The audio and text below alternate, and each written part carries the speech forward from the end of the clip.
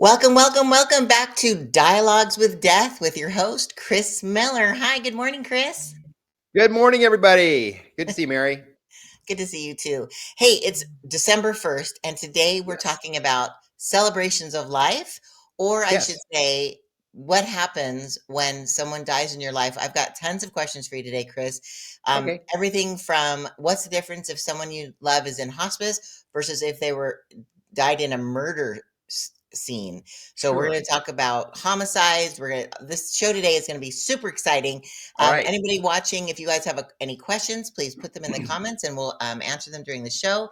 If you find this interesting, please share it with your friends. And without further ado, let's get into the first question, Chris. So All again, right. we're talking about celebrations of life, and Yeah. people have different ways that they celebrate life. So what are some of the unique ways that people have honored their loved ones in your experience? Sure. Throughout my many years, and all the families that we've served, we always try to, when we're sitting down with our families, is to talk about their loved one of remembrance and giving them something to make each funeral experience special. And so when we're sitting down doing our consultation, we're like, hey, what are some hobbies that they have or things that you would like to memorialize your loved one? Uh, I remember one time we had a family, it was their grandmother passed away, and she was a wonderful baker. And she loved, especially around the holidays, she had all these special cookie recipes and stuff. So at her at her memorial service, at her funeral, the family put together all of grandma's favorite recipes Oh, and they put them all together for all the family and friends, and they distributed that as part of the memorial program. And it was a booklet of about 10 to 15 recipes that everybody got. And I've actually still have, I kept her recipe book because her sugar cookies were amazing. And so I still use it today for my holiday sugar cookie recipe is her recipe. Her name was Veda, and we did her funeral like 20 years ago, but I still use her sugar cookie recipe today. that is so cool, and I'm sure Yeah. all of her family members do the same thing. What a beautiful remembrance. That is Yeah. really cool. Yeah. So, now, since obviously you deal with a topic that not very many people want to talk about, but it's Yeah. inevitable, right? Death and Yes. taxes. So we can try to prepare even ourselves, but if we have a loved one that's maybe they're terminally ill, they're on hospice, we know Sure. it's coming because there's obviously different ways to plan if you know it's coming or it's not. So let's start with if you know someone in your life is going to be passing soon, like they're on hospice. What is something Yeah. that you can do to help prepare not only the person and tell them about it and help them with that, Yeah. but also prepare for yourself? Yeah, when you get down to the final stages of life and your family comes together, when they actually pass away, it's so hard to make so many decisions. And if you have the time to plan ahead of time, and you can also talk to that person because most people say, "Oh, keep it simple. It's not about me, and I just want a simple ceremony." But everybody wants to be remembered, and everybody wants to have a celebration. But so when somebody's on hospice, it's always important to have the family come around and share your thoughts and of what you're wanting to do for your service and your final wishes. And it really helps relieve the burden, and it helps the family stay on track because sometimes if families don't communicate, they never know what to do. And so then they're like, gee, I guess they wanted this, or they wanted burial, they wanted cremation, they wanted a service. And it And causes friction, right? Because it, it when you causes a don't lot of understand, friction, yeah, because people have such strong opinions. By the way, we do have somebody causes a watching the lot of show. anxiety too. We have somebody watching the show, John, who's part of your team, right? They provide Yeah. Homesteaders Life Company. I love that. Thank Yeah. you for being here, John. And if you have any questions or think Morning, it's a John. interesting topic, please put it in the comments. I love that. Um, anyways, Great. I apologize if I cut you off. So you're right. So if someone is near the end of their life, it's a really good idea to have the family either with the person because they might want to plan their own funeral, or everybody Yes. go out to coffee and like just talk about it. Like, is there Just anything that you have everybody. that would help with that? I'm sorry. That's We right. have a delay. Everybody should put their 2 cents in. There's especially if you have a larger family with multiple brothers and sisters or children. It's important that everybody gets to express themselves on how they want to handle their grief and that inevitable loss of their loved one. So coming together, planning is so important. And when somebody is passing away on hospice, you have that time to share, you have that time to come together, and you Yeah. can really put together a very thoughtful ceremony and a very thoughtful end of life service for someone. I love that. When my mother Yeah. was on hospice, and I remember I was on my way to a client meeting, and I saw her every day, but I just happened to like take the morning off to actually do some business. And I Yeah. was driving along, and my mom calls me on my cell phone, and I'm like, "Oh, I'm just heading to a client meeting, but I'll be coming to you after." And she goes, "Oh, good, because I really want to plan my funeral today." And I was like, "Oh, like I, I wasn't Catch in you off that guard. mindset, yeah, right." And I was like, "Oh, okay." And she's like, "Yep, I know what flowers I want, what songs I want sung. I know that." And like she was going, and I go, Yeah. "Mom, can we talk about this when I get there?" Like, and I missed my exit on the freeway because I was like, oh, I went into planning mode, right? And so, but it was Yep. really cool that she knew what she wanted, Yep. and And it's it so gave important. her comfort. Yep. Yeah. So Wonderful.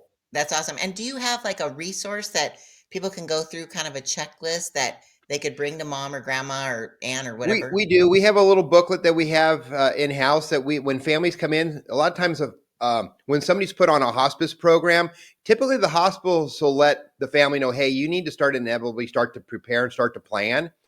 And so they'll families will typically walk into the funeral home getting some price information, and we'll give them a little booklet, a little Oh, guide cool. of questions of things to fill out. Because there are some things that we need to get together prior to that time. So if they Right. came in and give us all the vital information and some authorization signed, it helps that transition at the time when that person dies to continue the process without any being held up in anything. Right. That's a really, Yeah. really good idea. I love that. Okay, so we talked about hospice, so you obviously have a little bit of time to plan. At least you Yes. know it's coming. But what if something happens tragically? Someone's in a car Sure. accident, or God forbid, they're in a crime situation. Like, tell me, Sure. let's get like detailed about this because people are interested. Like, what happens in that situation? Yeah. And that's always unexpected for families. You never know if, when our time is going to happen we may not be here today or tomorrow. Right. And that happens. And sometimes we'll have families walk in and or they'll call us on the phone and they're hysterical. They said, they just lost their loved one. It could have been a homicide or car accident tragically. Oh my And gosh. Can you they're like, what imagine? do we do? Where do we turn? And so, we ask them to come in, we sit down with them, we kind of go over a little of the process of how we need to get going. Most likely, their loved one has been taken to the coroner's office, and so they're going to be held for some sort of investigation prior to them being released into our care. Wow. So we need to talk to the family about that, getting those authorizations. So it also kind of holds things in a suspense for a few days because since the county coroner has to do their investigation, it's going to be on hold for a few days. So we do have a few days for the family and I to come together, kind of put things together, kind of come to the realization of the loss, and then start getting them through that process. And Right. then we also let them know that if it's a tragic accident like that, there are programs here within our county and our state. It's called Victims of Crime that can help the family because typically if someone is dying, you can kind of plan for it and you can kind of set some funds aside or you've done a pre-need and you're kind of prepared for it. When it's sudden and tragic like this, it's a violent crime, our state will come forward and assist a family with a grant to give them to help pay for a portion of the funeral services. Oh, And really? yeah, and we'll help the family. We'll get that ball rolling for them. So if they elect to choose Thomas Miller Mortuary as their funeral provider, and we put everything together, once we have a funeral contract put together, then we can help submit that for the family to the county and Wow. get a reimbursement, a partial reimbursement. They don't pay for the whole funeral, Right. but it'll just be a portion of helping them out. Wow, I didn't even know Yeah, that. Well, that's really yeah, handy. So you help with that. That's wonderful. yes, we And do. also, I've read so many testimonials about your staff in all your locations, how kind and patient they are in this Yes, time of need, and so that's really nice that people can be really comforted. You mentioned something really quickly. You used the word pre-need, and that's not something that people normally hear about. Tell me sure. what pre-need is. So pre-need or pre-planning, it gives families the opportunity to put basically all their wishes ahead of time. So what we'll do is they can sit down with one of our directors or one of our pre-planning counselors, and basically put down all their wishes. They can pick out all the types of merchandise, such as a casket or an urn. They can pick out their programs. They can choose their flowers and their music. So it gives them the Wow. time of putting all their wishes down. It Yeah. also gives them the opportunity to pay for it. And if they can pay for it, they can lock it in at Right. today's price, and it can save their family thousands of dollars over years. Wow. Yeah. Because a preneed usually like it's like little installments, kind of like the Yep. old days. You had a layaway plan, like at Exactly. Sears. Remember that? That's right. And so you're doing a layaway plan, knowing, I mean, again, we're all going to pass. Yeah. Then, like within 5 years, it's all paid off, and then that money Yep. sits like in a secure location, Yep. like an insurance policy. And no That is matter correct. where they are, you were telling me something like, what if they're in Alabama or they moved to Alabama, but they've done their pre-need here? Like, what happens with that? So how that works is when a family takes a pre-need out through Thomas Miller Mortuary in our company, it's the services and the merchandise are guaranteed at today's price, no matter if they pass away 10 or 15, 20 years from now. But say you move and you move back to the Midwest, you can take your policy and you can transfer it to the funeral home across the country, and then it's up to that funeral home how they want to receive it. They can receive it and as a guarantee, just how we do it, and not Okay, charge the family anymore with just okay, a few cash advance items, or they could just take the dollar amount. So they could take the policy and say if it was like a $5,000 funeral plan policy, okay, they can just take that plan and take it to the other funeral home, and then the company would pay that funeral home that amount of money, and then the okay, family would just have to pay the difference. okay. So You either way, just it's a win-win. That's awesome. You just said cash advance. What is Yeah. that specifically? Cash advance items are items that are outside of our funeral home. So our funeral home contract is broken down into three categories. We have Okay, our services that we provide. We okay, have the merchandise. Merchandise is such as caskets, urns, headstones, memorial programs. And then the cash advances are all the items that are outside the funeral, such as flowers, limousines, escorts, death certificates, balloon releases, dove releases, anything that's outside, but we'll help the family coordinate all those and put it onto awesome. one funeral contract. So they're not having to run around writing a bunch of checks, making a bunch of orders. We'll coordinate all that for them and take care of all that. That's fantastic. Yeah. What a relief, because Yes. I've experienced in a lot of funerals, and not every funeral home does that, and it's such a pain in the butt at a time when you are so stressed out. You're literally walking around in a fog, Yeah. and so the fact that you guys take care of all that and just coordinate and it's done. Yep. Awesome, Chris. That is awesome. Okay, so some other questions that have been written in is Yes. if you this kind of goes to the question you just answered though. If you plan your own funeral, if you want to plan your own funeral, where do you start? So you kind of answered that, but what would Yeah. somebody do? There's a couple ways. I would say a family is typically going to call the funeral home. We put out kind of little mailers and feelers throughout the year, kind of just prompting people, hey, have you thought about planning and preparing your funeral services? Because again, someday you're going to need it. Yeah. So typically it has to be a call from the family. They need to initiate it. We're out there just kind of prompting people to do it. But once they give us a call, again, we'll put them in touch with one of our pre-need counselors or one of our funeral directors on staff, and they can sit down and start that process.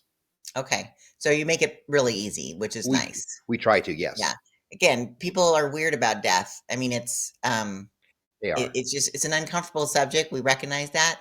But I love that you just make it, in fact, everywhere, anytime I introduce you to people, people are like, he doesn't seem like a funeral director. Like you're supposed to be like I know. Lurch or something.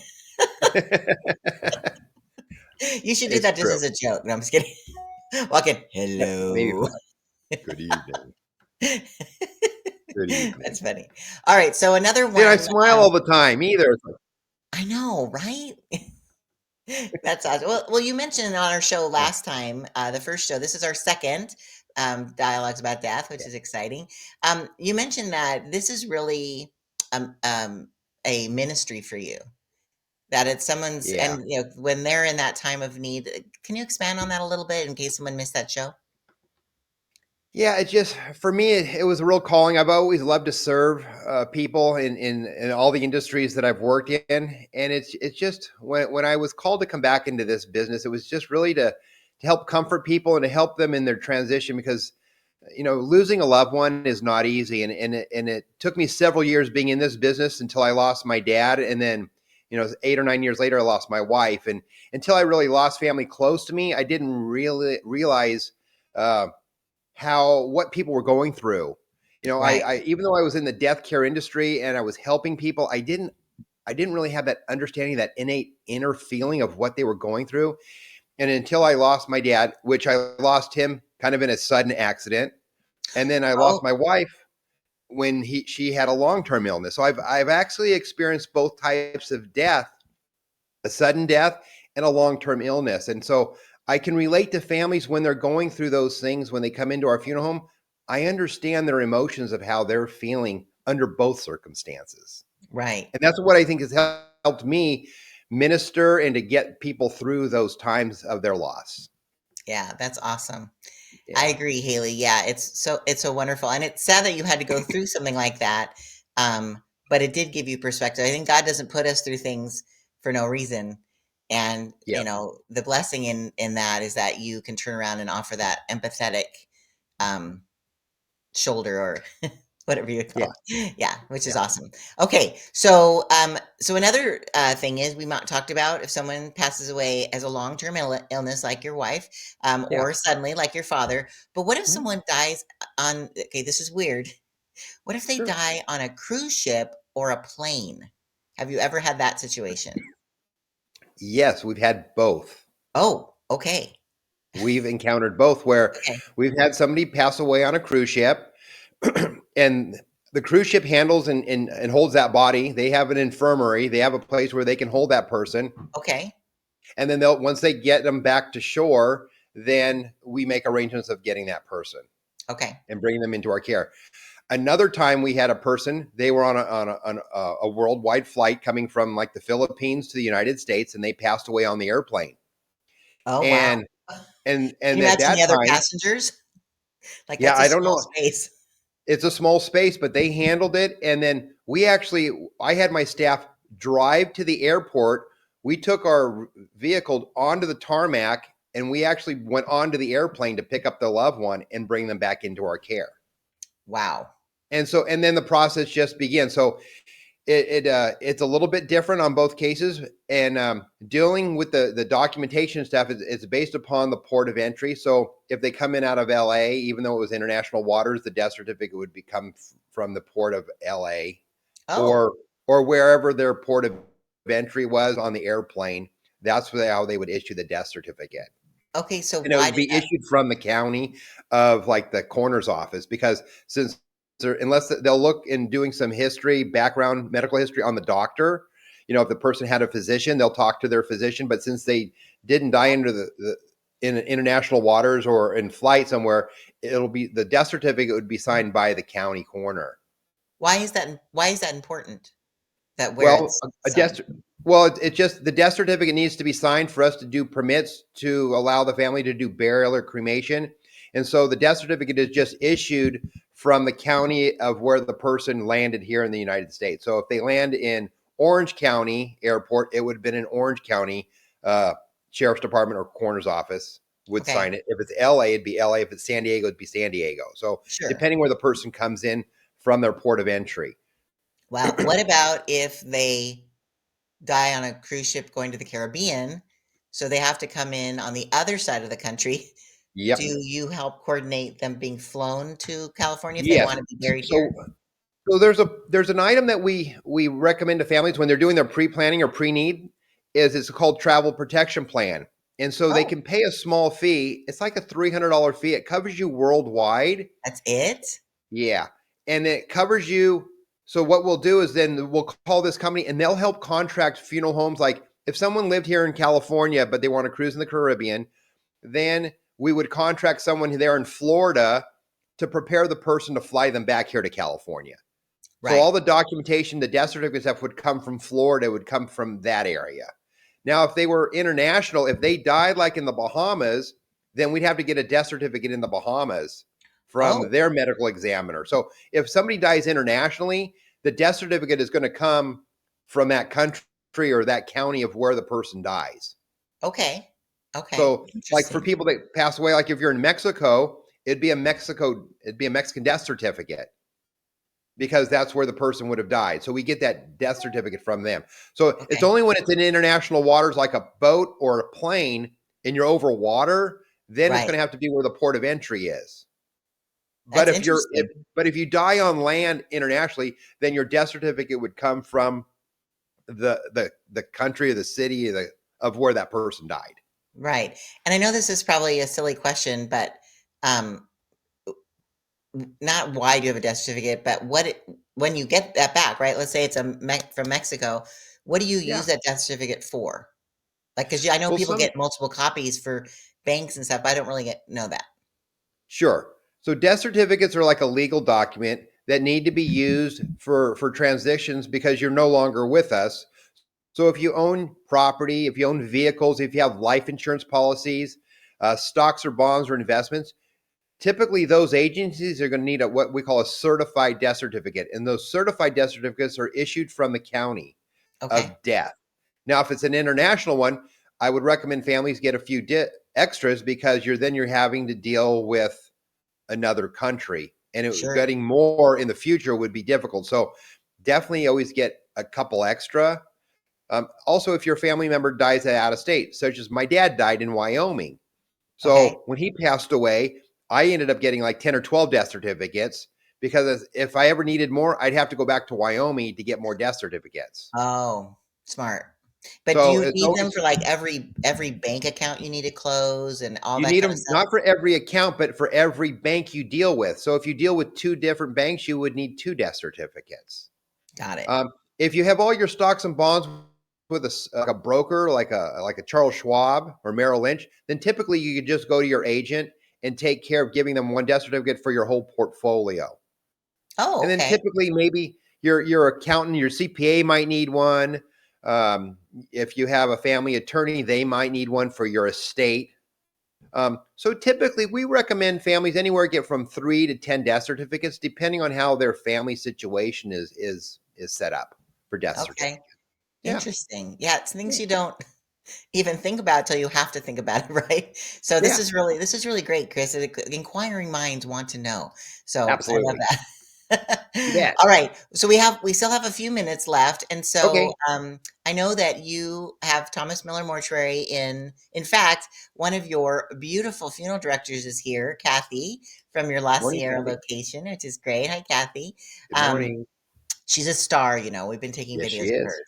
Absolutely a star. But you have Thomas Miller Mortuary in Corona, which is the Yes, longest established business in Corona, which is that is still in really operation today. that is so awesome. And Yeah. then you have the La Sierra location, which is absolutely gorgeous. Like I went to Yes. visit it, and you said you did all the decorating of that. My mom and I did all the interior design ourselves. Wow. Yep, It's absolutely beautiful. it is. Oh, we have someone who came on. So I always tell families, anything you're expecting money to be paid out to, you'll most likely need a certificate, a certified death certificate. Oh, There that's you go. interesting. So that one of my staff. Thanks for helping me out this morning, Erica. It Oh, is. that's right. Yeah. So I was like, wow, you're she yeah. really knows. So a death certificate is any exchange of monetary, life insurance, property, vehicles, anything where you're exchanging. Since that person can no longer sign their name to a transaction, you're needing that death certificate as representation of them to finalize that transaction. Got it. Got it. That makes Yeah, sense. So yeah, you're right. So thank you, Erica. That's true. Anything financially, that's awesome.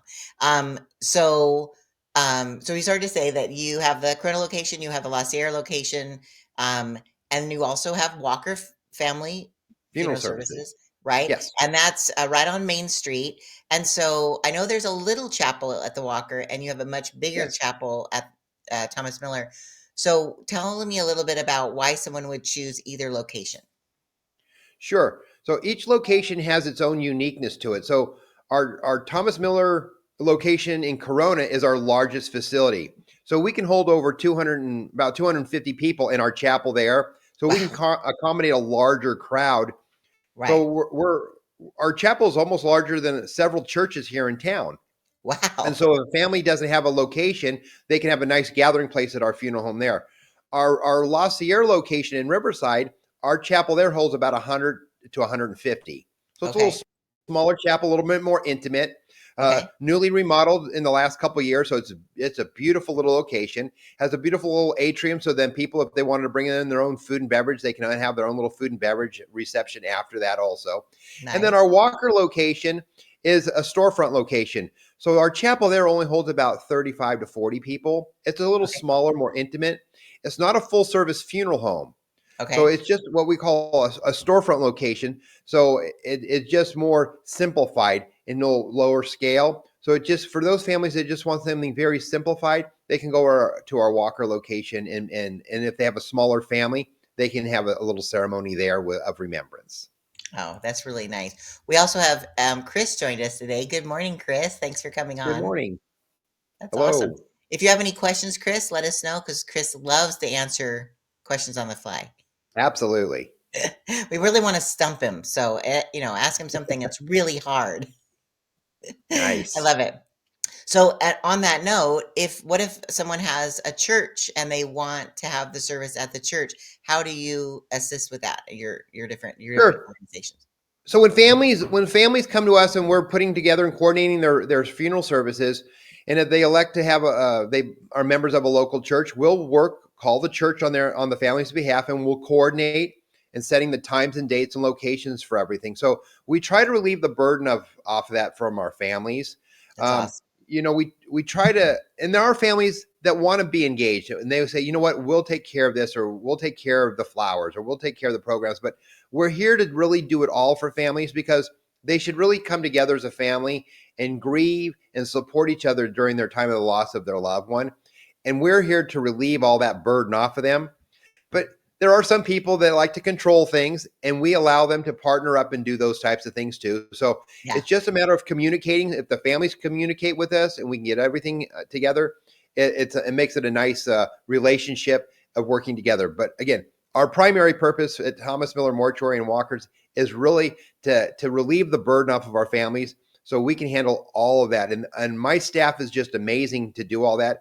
They're detail oriented. They love what they do, and it really it's wonderful that I have a great staff that supports the families here in our community.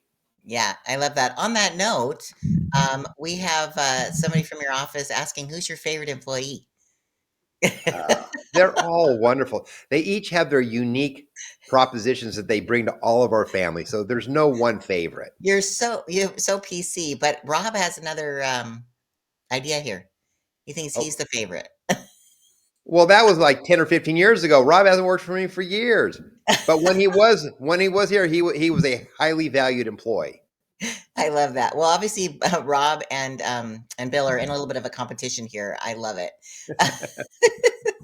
It's so fun. It's so great because seriously, when you come into your office, everyone is so like they're not uptight at all. Like they're just so welcoming, and they're actually for being in the line of work that you're in, they're really fun. I mean, they all have a great sense of humor, and it's lovely.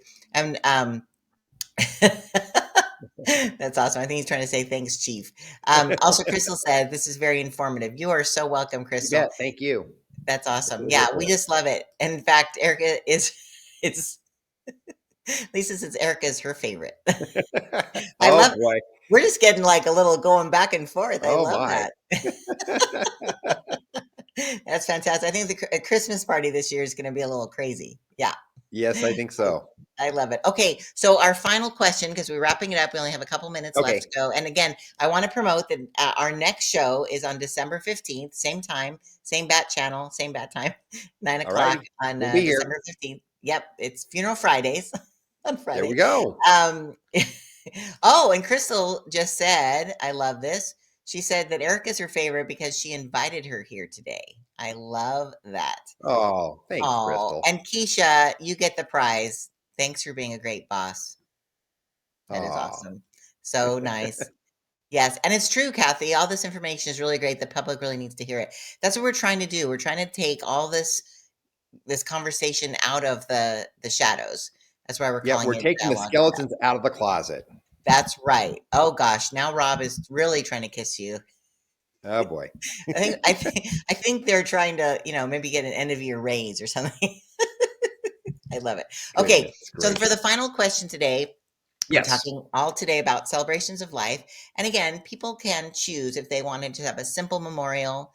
You Yeah. even have an on-site crematory. So if someone just wants to have, you also own Cremation Society of Southern California. So Yes. briefly tell people what that is. Again, it's kind of the most simple. Our Cremation Society of Southern California brand is just for families that just want cremation and are really not wanting any sort of celebration. They're just wanting to just take care of a simplified cremation. And we do that. It's more of an online brand where people can go online and kind of do Oh, all of their information. And then they just follow up with one of our directors, such as Erica, Keisha, or Devon, okay. to finalize the arrangements. But a lot of it can be done through DocuSign and Adobe Sign. So it's just very simplified. So there's no Right. frills. And if people want extra things, then we itemize it out and it can cost more. But we try to just keep it to the basic, simple cremation. So it's very affordable. And so like It just makes it affordable for anybody. like what would be the average price of just a cremation through the society? The Cremation Society, right around $1,600 to $1,800. Oh, so inexpensive. That is Yeah, fantastic. So it yeah, provides a really good solution to a lot of people who just want something really simple. I love it. that is But on correct. the opposite extreme, when someone really wants to make, and we've talked a little bit in the last show about some personalizations, about you had somebody who had a New Orleans band Yes. Yeah. lead to the funeral side, which I thought was so lovely. Yeah. Is there another example to close up the show of how someone really personalized the funeral for their Because family? I was trying to think about this the other day. I remember we did a service at the funeral home several years back, and the gentleman was really into NASCAR. And Oh, so my staff went all out, and they went to the store, and they got all these like checkered fabrics and stuff, and we put out checkered tablecloths on the memorial tables, and we got all these checkered flags, and everything was done kind of in like NASCAR themed and a lot of cars and stuff like that. And we allowed the family to bring in a lot of their memorabilia. He had a lot of like helmets and jerseys and stuff like that. And so we decorated the whole chapel with all the flowers and photographs, and it was all kind of NASCAR. And his programs had race cars on it, and so it was really very customized, very personalized for that gentleman that just was enthralled with NASCAR. And so when everybody walked in, it was like, he finished the race with the checkered oh, flag. That was nice, kind of the theme. He finished the race. nice. And of Yeah. course, your hearse probably could be, a race car, right? You could Well, we just could probably kidding, put some checkered flags on there. right? I love it. That is awesome. Well, we're getting so many wonderful you have so many people coming on. Sissy even came on that you're a great boss. So again, vying for the favorite of the year. I love Oh it. boy. And something else Rob said is loved ones are in your care 100% of the time. And that's something else cool about you having your on-site crematory. Do Yeah. you want to say anything about that?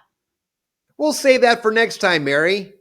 We got to That give is it. a great idea. We're gonna tease everybody, and we'll let everybody know more about that next time about our on-site crematory. You are so smart. Look at you. You're a pro Ah, already, Chris. Look at you. So wait. come on There's back. more. That's right. I love it. So next week we actually will. That's interesting that you said that because next week we're talking about burials versus cremation. There we go. And we're going to get into the nitty gritty and talk about embalming. We're going to talk about all the things that people really want to know but don't want to ask. So that's Yes. what this show is definitely all about. So I love Good. it. Oh, and well, Chris says hello to both of us. That is so kind. Hello, And Chris and says Sarah. yesterday, oh, you had a huge Dodger fan. We did. We That's had a funeral yesterday of a family. He was a avid Dodger fan, and so I think the family must have asked everybody to wear their Dodger jerseys. So everybody had Dodger jerseys on yesterday. So that is we fantastic. try to do that for all of our family. We want to make it special and personalized for every family about any situation. That's what makes it memorable. That's what makes it. It kind of makes it a little bit more of a celebration, a little bit more lighthearted when instead of everybody dressed in black all the time. So we Yes. try to be a little bit more uplifting and doing things like that. Being a Dodger fan, a Laker fan, a Rams fan. We always, especially with all the sports teams we have here in Southern California, we're always having themed sporting events at the funeral home. That's wonderful. And it really is, as you said, it's their finish line, right? They ended It well. is. The celebration is that they're going to be in heaven waiting for us to meet them someday. And so Yes. instead of making it somber, make it really a celebration of their life and all the things leaving about their legacy, which is awesome. So Yep. again, these are the numbers of the two, the Corona Chapel and the Sierra Memorial Chapel. Yep. But again, thank you guys so much. So many people came on today for Dialogues About Death with your host, Chris Miller. And we look forward to talking next week about burial versus cremation and all the nitty gritty on December 15th, Friday at 9 a.m. So if you have any questions, make sure you jot them down because we'd love to answer them live on that show. So Right. thanks again, Chris, for all this amazing information. Thank And you. we'll see you in a couple weeks. Sounds great. Take care, everybody. All right. You guys have a wonderful day. And we're going to say goodbye. All right. See Bye you on the bye. 15th. Bye. Bye bye.